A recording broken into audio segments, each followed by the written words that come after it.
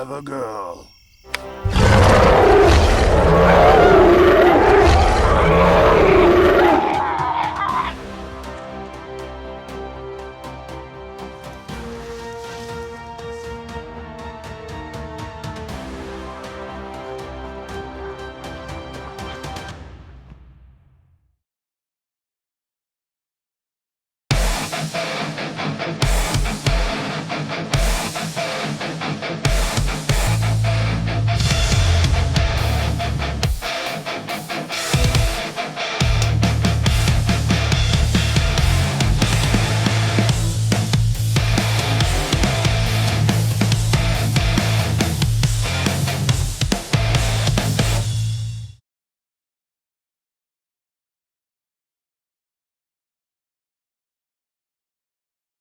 What's up, guys? Welcome back to Range Logic. Today we got a super special video. We're going over the SPAS-12 here. This gun has seen numerous video games, media attention, movies, all over. So we're gonna go through the manual of arms for this gun, show you guys its uniqueness, and then we're gonna get some rounds down range. So let's go ahead and bring the camera in. We'll go through the controls and then we'll go from there. All right, guys, so we're gonna start from the top down. First things first, we have a threaded barrel on here. This is a thread protector they got on here. It has the male threads, so they do have devices where you can screw onto that, and then you would have the female choke option to install chokes. We have a mag tube extension, came standard on this. We also have a high blade front sight that matches up to a ghost ring sight, which is a pretty unique sight picture for a shotgun of this time. They weren't very popular back then, but it's pretty awesome. Working our way back, we have the iconic massive heat shield here, meant to just not burn your hands when you're running this gun. This is a semi-automatic or pump action shotgun. So in semi-automatic, shooting several rounds, it could start to get hot. So that's why they went with this heat shield. Working our way back here to the receiver. This button right here will stop the round from coming out of the mag tube. So when this was originally designed for the police, they wanted a shotgun that they could pull a lethal round out and then insert like a beanbag round or a less lethal round. So they wanted the ability to stop the mag tube from just auto feeding after the round was shot. So by doing that, you would push and hold the button, you could pull the bolt back and it wouldn't load from here, and then you could manually drop in a less than lethal and send the bolt home and go from there. Here's your bolt carrier. Nothing special about the charging handle. It is on the smaller side, but nothing wrong there. Working back here, we have this detent in the grip. This detent is for the models that had the folding stock. This is what you would have to push to fold the stock all the way down, and it would lock in around this detent in the extended position. This particular model, this one was made in 1989, and it has the removable wood stock, which was an option back then. So this is the original wood on it.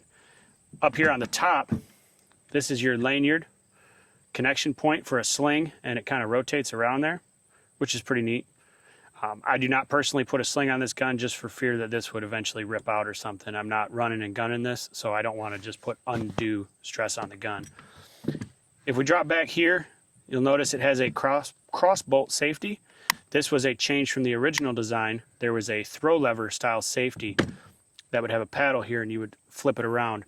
That safety had some recall issues with it, where the gun was firing. Once you would flip it off to off safe, it would discharge the round. So they had a recall on it and installed these cross bolt safeties. So this is a updated version of this. Some of the older models you can get still have the cross bolt safety. Those ones might be more valuable, but a little less safe. All right, and then as we move around to this other side, this is your bolt release button, and this is your bolt disconnect. This is what will unlock the bolt so you can charge the gun or put a round in the chamber. So the typical operation, you would pull this back, you're gonna pull your bolt back, and that's how you could load the gun. And then you put your release, and now you're ready to go.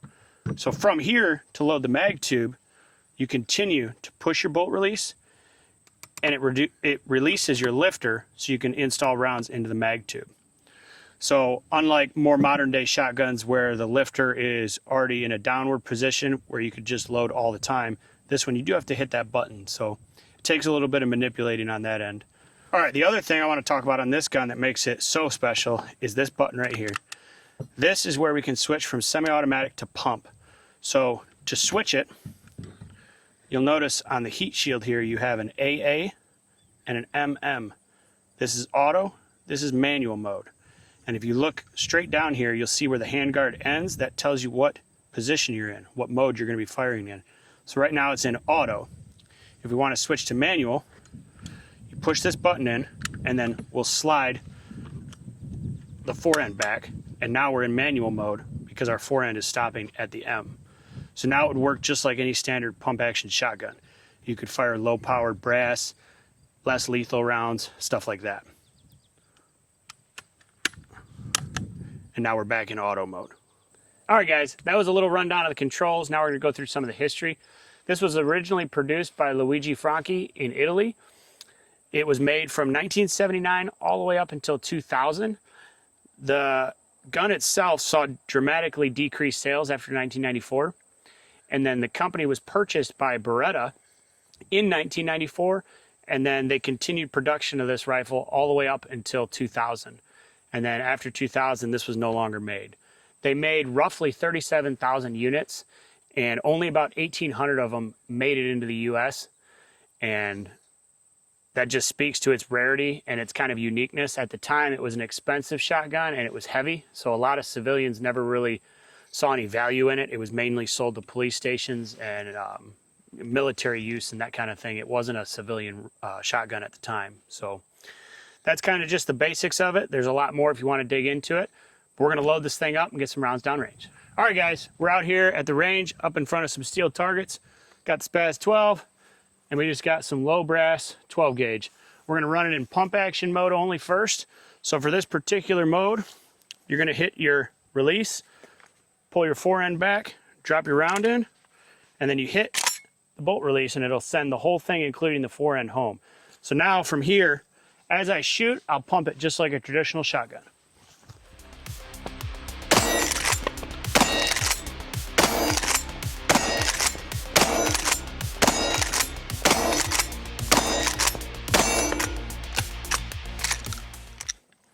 There we go, 8 rounds downrange.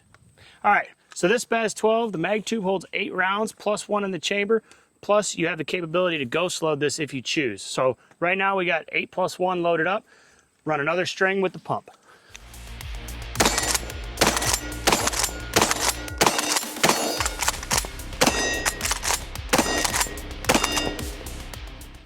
All right, we got it positioned now with the button here into semi-automatic mode. 8 plus 1 loaded up. Let's see what this looks like.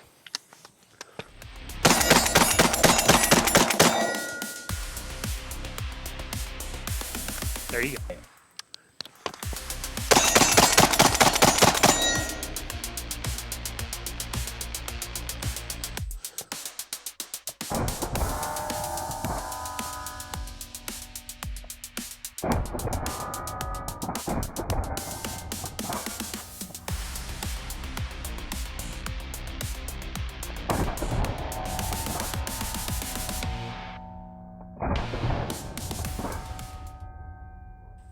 All right, guys, so we have the successor to the SPAS-12. This is the Beretta 1301.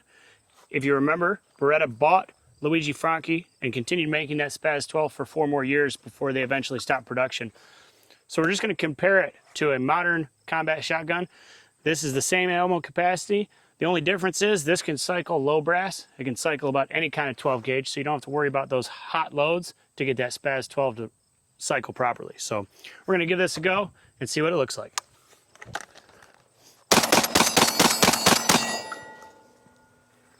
So that's the 1301. We're going to do a full length review on this shortly, and we'll go through all of its benefits, ups and downs, and what I think about it. I'll be back. All right, guys, we're at the end of the video. That is the SPAS-12. It's my pride and joy. It was always a dream of mine growing up after watching Jurassic Park to have this shotgun, and I was finally able to make that happen, and I love having it in the collection. That all being said, there's a reason this shotgun no longer exists and is not in production and has been replaced by such guns as the 1301, the Benelli M4, or the A300. This shotgun is heavy, it's extremely long, and it can be finicky with ammo. It has to be a high brass, has to be moving at a certain velocity before it'll even cycle the bolt. So you have to kind of watch what you're shooting. Whereas the 1301, it'll shoot anything, doesn't matter. So it's a little finicky there. It's heavy. When it gets dirty, it immediately stops working. This gun needs to be cleaned now. We started having some issues towards the end of the video. So it has some uniqueness to it. It's a niche shotgun, and it's definitely something to add to the wall. But if you had to buy one shotgun to defend your home with, don't buy this shotgun. Buy a better shotgun, something a little bit more reliable. So that being said, hit the like, comment, and subscribe button. Ring the bell so you guys keep up to date with all the videos, and we'll see you on the next one. I'm not throwing that.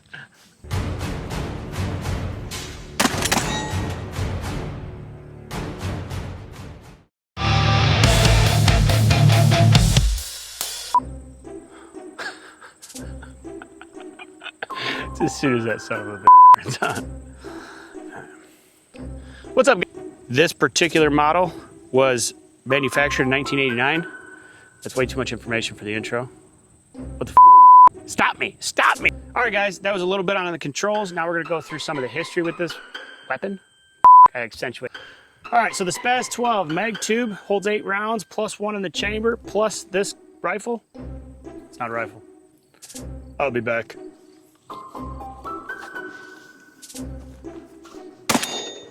No.